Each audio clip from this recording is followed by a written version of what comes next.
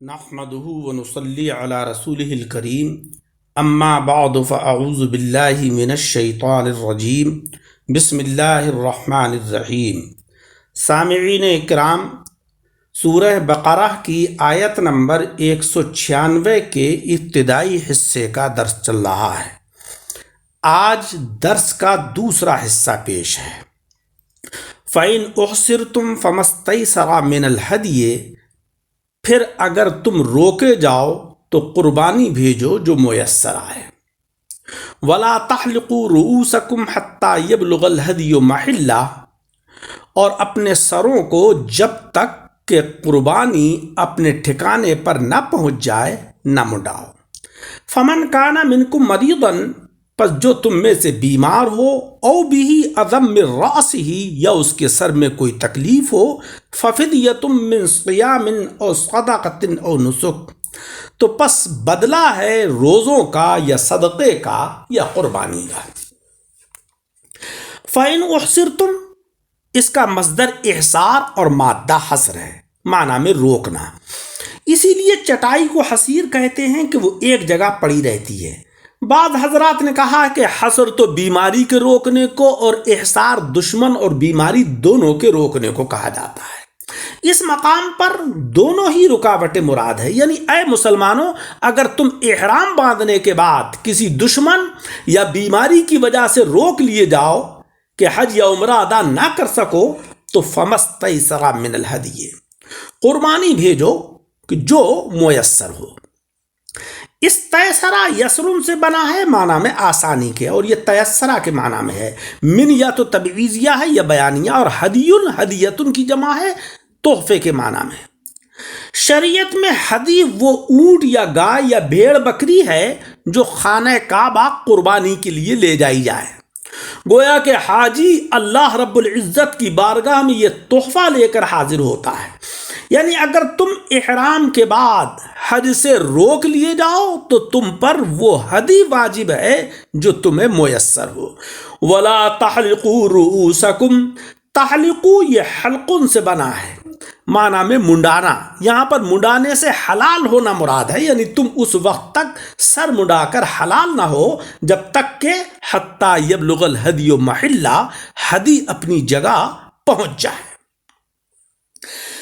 خلاصہ یہ ہے کہ جو معذور احرام کے بعد مکہ معظمہ نہ پہنچ سکے تو وہ کسی کے ہاتھ ایک اونٹ یا گائے یا بکری وہاں بھیج دے اور اس سے یہ معلوم کر لے کہ تم یہ جانور کس تاریخ کو ذبح کرو گے۔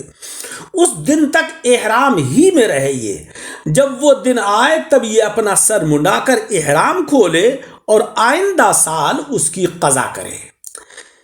یہاں ہی جہاں پر حاجی موجود ہے ذبح کرنا جائز نہیں۔ ہاں، اگر حدود حرم میں پہنچ کر معذوری پیش آئی تو وہاں خود ہی ذبح کر کے احرام کو کھول دے، جیسا کہ آقا علیہ السلام نے صلح حدیبیہ میں کیا تھا۔ فمن کانا منکم مریضا، جو تم میں سے بیمار ہو۔ مریض سے وہ بیمار مراد ہے جسے سر منڈانا ہی پڑ جائے، یعنی احرام کی حالت میں سر منڈانا حرام ہے مگر جو بیمار ہو اس کے لیے درست ہے۔ او بِهِ أَذًى مِّن رَأْسِهِ، یا اس کے سر میں کوئی تکلیف ہو۔ اذن سے مراد عام سر کی تکلیف ہے، زخم ہو یا درد سر ہو یا جو وغیرہ پڑ جائیں کہ جو بغیر مڈائے ختم نہ ہو، یا کوئی اور تکلیف ہو جو بغیر مڈائے دور نہ ہو، یعنی جو شخص بیمار ہو یا اس کے سر میں کوئی تکلیف ہو وہ حرم تک ہدی پہنچنے کا انتظار نہ کرے بلکہ پہلے ہی سر کو وہ منڈا دے۔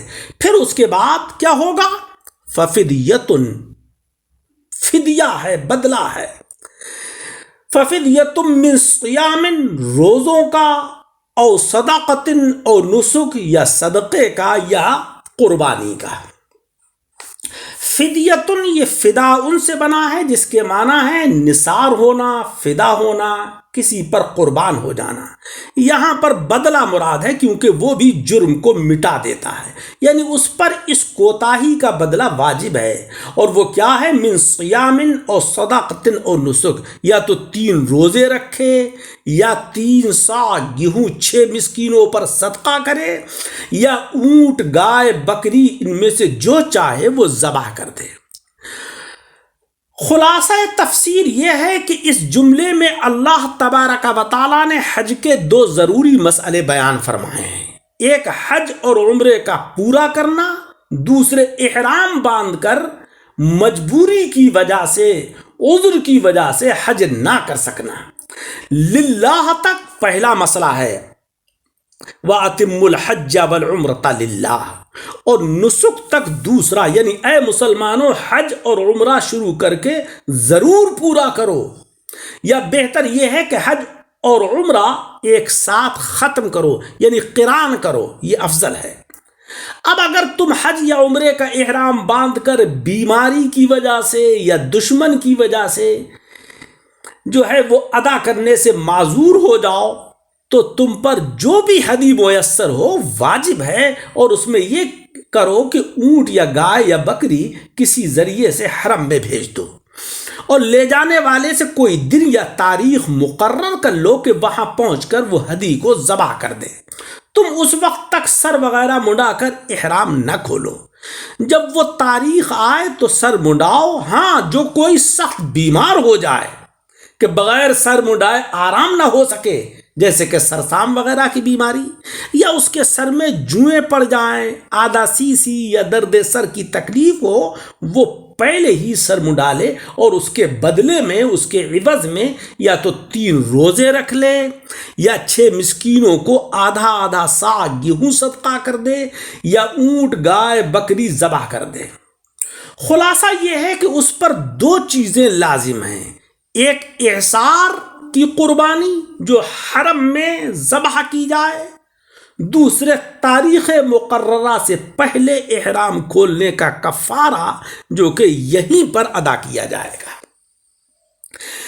حج کے بے شمار عقلی اور نقلی فضائل ہیں اور اس کے فائدے ہیں.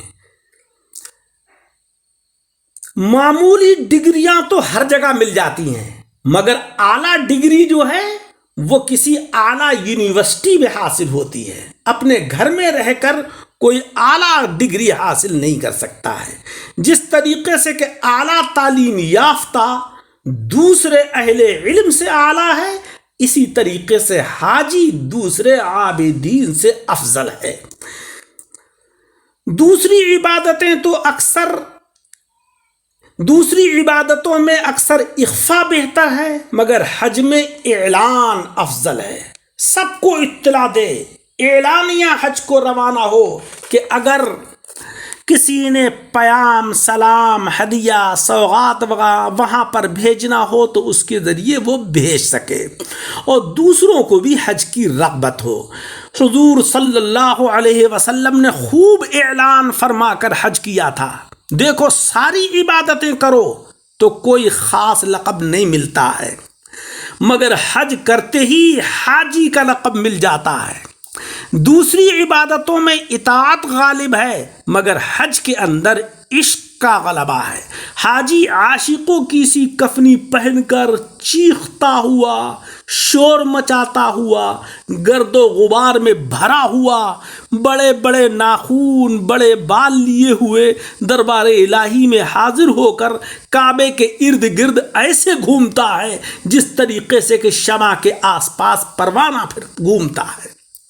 پھر کہیں دوڑتا ہے، کہیں پتھر پھینکتا ہے، کہیں ٹھہرتا ہے. یہ سب کام جو ہیں وہ عشق ہیں اور پچھلے عاشقوں کی یادگاریں ہیں.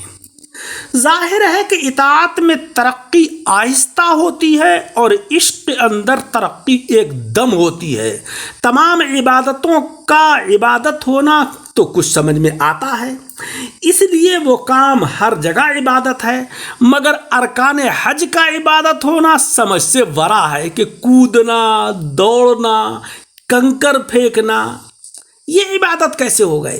اسی لیے یہ کام اور جگہ کرنا عبادت نہیں ہے.